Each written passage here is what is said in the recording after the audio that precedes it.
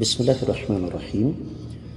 معزز خواتین حضرات، السلام علیکم ورحمۃ اللہ وبرکاتہ۔ قرآن مجید بنیادی طور پر تربیت اور اصلاح کی کتاب ہے، اور قرآن مجید کا تربیتی اور اصلاحی انداز بسا اوقات سوالیہ بن جاتا ہے۔ آج کے ہمارے سبق میں رب کائنات نے عقیدے کو سمجھانے کے لیے ایک سوال کیا ہے، لیکن معمول کے مطابق سب سے پہلے آیت مبارکہ کی تلاوت۔ اللہ رب العزت ارشاد فرماتے ہیں: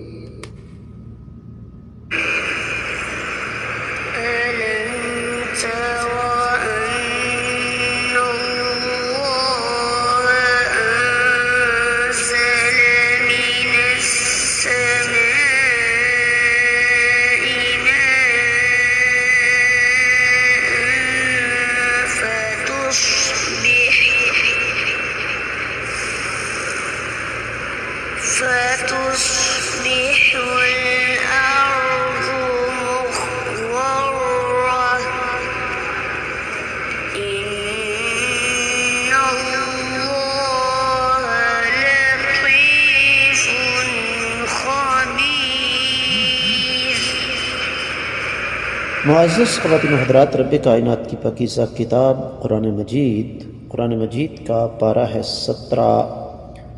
سورہ مبارکہ کا نام الحج، اور اس سورہ مبارکہ کی 63ویں آیت مبارکہ۔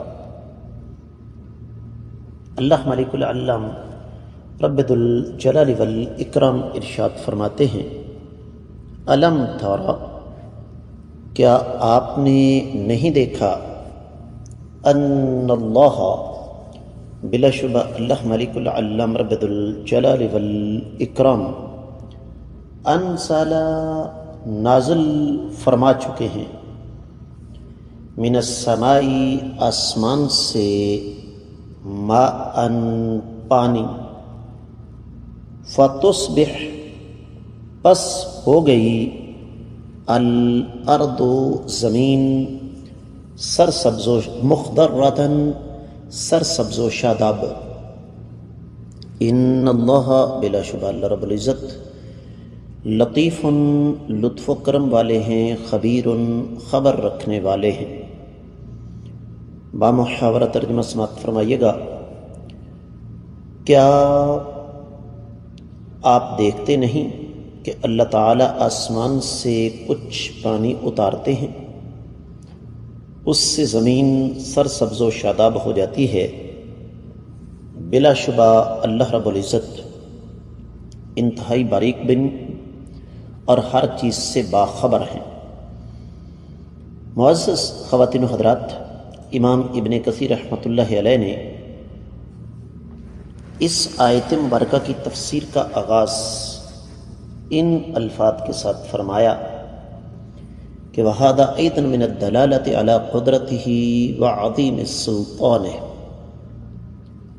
یہ بھی دراصل اللہ تعالیٰ کی قدرت اور اللہ کی عظیم سلطنت کی ایک نشانی ہے کہ اللہ تعالیٰ ہواؤں کو بھیجتے ہیں، وہ بادلوں کو دھکیلتی ہیں، اور بادل اس جگہ جا کر برستے ہیں جہاں کوئی چیز پیدا نہیں ہو رہی، بلکہ زمین خشک، چٹیل، کالی اور بالکل بنجر، بے آباد ہوتی ہے۔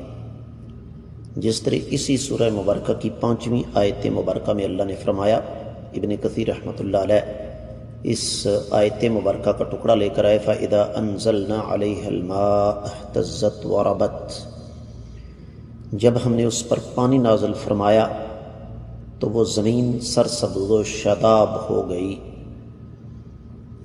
اب یہاں فَتُصْبِحُ الْأَرْضُ مُخْضَرَّةً، امام ابن کثیر رحمۃ اللہ علیہ نے یہاں پر اس حوالے سے ایک سمجھ لیجئے کہ تھوڑی سی ادبی بات کی ہے کہ یہاں پر فا تعقیب کے لیے ہے۔ تعقیب کسی چیز کے انجام کو ظاہر کرنا کو کہتے ہیں، جس طرح کے قرآن مجید میں اللہ رب العزت دوسرے مقام پر ارشاد فرماتے ہیں ثم خلقنا النطفة علقة فخلقنا العلقة مضغة فخلقنا المضغة عظاما، آگے سورۃ المومنون آ رہی ہے 14ویں آیت مبارکہ، کہ پھر ہم نے جمے ہوئے خون کو علقہ اس کا روپ دیا، اور پھر اس علقہ کو ہم نے مضغہ بنایا۔ تو یہاں فا جو ہے یہ تعقیب کے لیے ہے،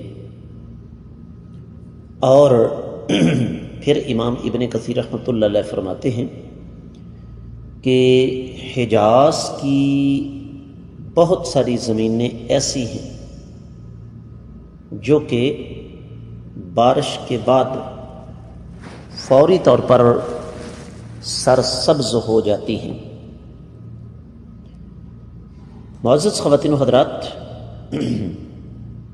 پھر آگے جو الفاظ ہیں ان اللہ لطیف خبیر، اس کے لیے امام ابن کثیر رحمۃ اللہ علیہ نے جو اسلوب اختیار کیا اس کو میں اردو میں تو بعد میں بیان کروں گا، عربی عبارت بڑی مزیدار ہے۔ فرماتے ہیں علیم بما فی ارجاء الارض و اقطارها و اجزائها من الحب و ان صغر لا يخفى علیہ خافیۃ فیوصل الى کل منہ قسطہ من الماء فینبتہ بہ، کہ رب کائنات زمین کے ایک ایک کونے کو جانتے ہیں، اور کس کونے میں کون سی گٹھلی پڑی ہوئی ہے، کون سا بیج پڑا ہوا ہے، چاہے وہ چھوٹا سا کیوں نہ ہو، اللہ تعالیٰ کو ہر چیز کا پتہ ہے، اور رب کائنات اس حساب سے وہاں پر پانی پہنچاتے ہیں۔ پھر اسی مناسبت سے امام ابن کثیر رحمۃ اللہ علیہ سورہ لقمان کی آیت مبارکہ لے کر آئے اپنی بات کو واضح کرنے کے لیے۔ 16ویں آیت مبارکہ ہے، اپنے بیٹے سے فرمایا حکیم لقمان نے یا بنی انہا ان تک مثقال حبۃ من خردل فتکن فی صخرۃ او فی السماوات او فی الارض یأتی بها اللہ ان اللہ لطیف خبیر۔ اے میرے پیارے بچے، اگر کوئی چیز رائی کے دانے کے برابر بھی ہے اور کسی چٹان میں ہو یا آسمان میں یا زمین میں، تو رب کائنات اس سے اپنے سامنے حاضر کریں گے، اس لیے کہ اللہ تعالی لطف و کرم والے اور ایک ایک چیز کی اچھی طرح خبر رکھنے والے ہیں۔ معزز خواتین و حضرات، اسی مناسبت سے پھر امام ابن کثیر رحمۃ اللہ علیہ نے ایک اور چیز نقل فرمائی، اور وہ ہے زید بن عمرو بن نفیل کا ایک قصیدہ، اس کا ایک شعر، جس کا مفہوم یہ بنتا ہے کہ لوگوں سے جا کر سوال کرو من ينبت الحب فی الثرى، کہ کون ہے جو گٹھلی کو زمین سے اگائے،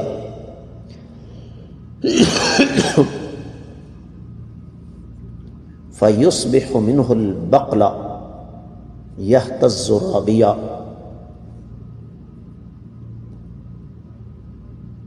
اور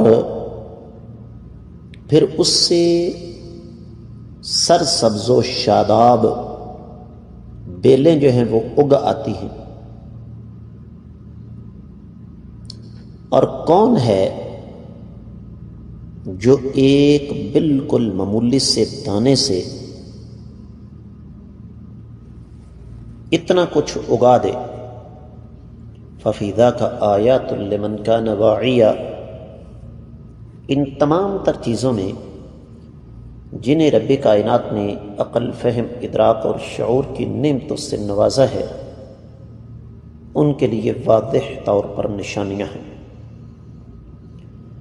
تو معزز خواتین و حضرات، امام ابن کثیر رحمۃ اللہ علیہ کی اس تفسیر کا خلاصہ یہ ہے کہ بظاہر اللہ تعالیٰ نے یہاں سوال کیا، لیکن در حقیقت اہل شرک کو چیلنج کیا ہے کہ کیا اللہ کے سوا کوئی ایسا کرنے پر قادر ہے؟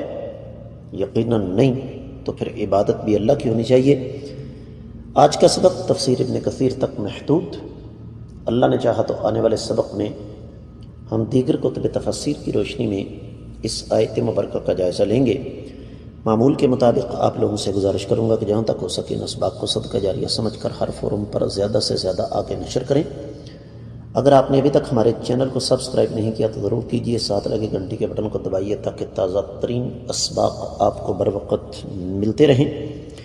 فرقہ سے بالا تر آپ کا یہ اپنا چینل خالصتاً قرآن و سنت کی روشنی میں آپ کی رہنمائی کر رہا ہے. آپ کی طرف سے کامنٹ سیکشن میں آنے والے انتہائی قیمتی خیالات ہمارے لیے حوصلہ افزائی کا باعث ہیں. دین کی دعوت کے اس کام میں آپ ہمارے دست و بازو بن جائیں. آج کے سبق سے اجازت دیجیے. السلام علیکم ورحمۃ اللہ وبرکاتہ.